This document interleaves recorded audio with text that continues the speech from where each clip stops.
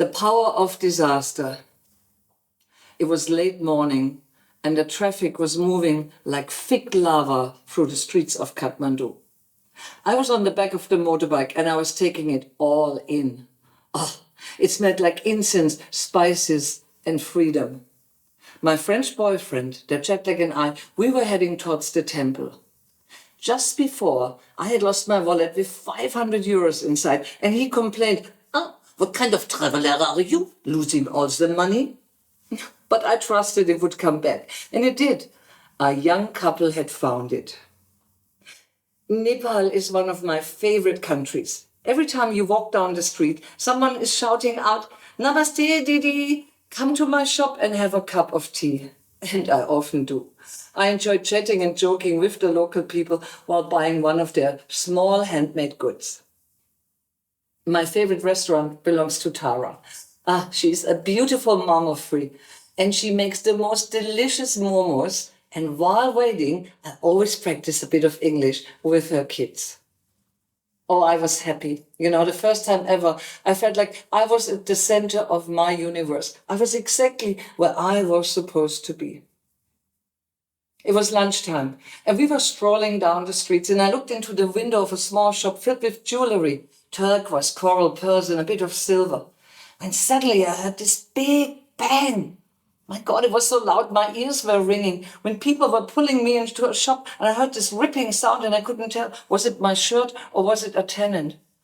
And I remember how fast bodies move without being aware of the situation. I was still in my happy place when suddenly the world around me collapsed. People clinging onto me and going, "Mani Padme Hum, oh, Mani Padme Hum," and my brain going, "Oh, I'm not quite sure what's happening here."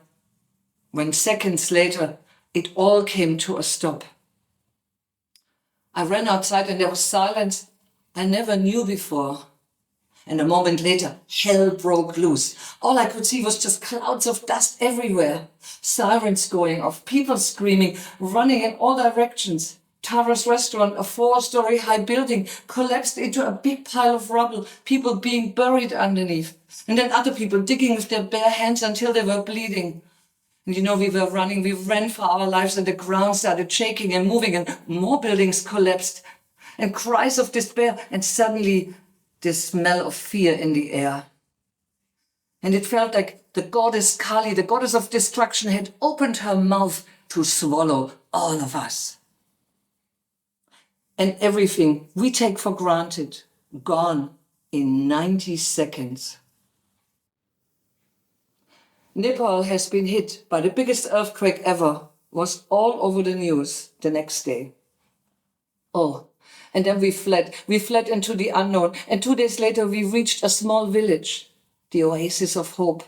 Oh, people from all over, business people, hikers, tourists, hippies, young people, old people all gathered together in a small restaurant. Strangers became friends. Strangers shared their story while having a meal, comforting each other and asking, "How are you?"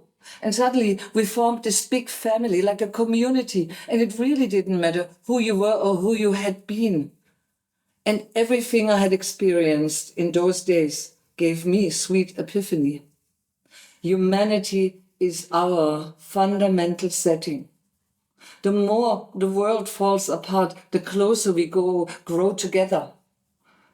Concrete cracked, buildings collapsed. But never ever in my whole life, and never ever since, have I experienced a stronger bond with people than in those hard days. And this fills me with hope, especially in times like now where the world is facing so many crises. Every time I lean back on this experience, I know humanity is our fundamental setting. And this, ladies and gentlemen, is the true power of disaster.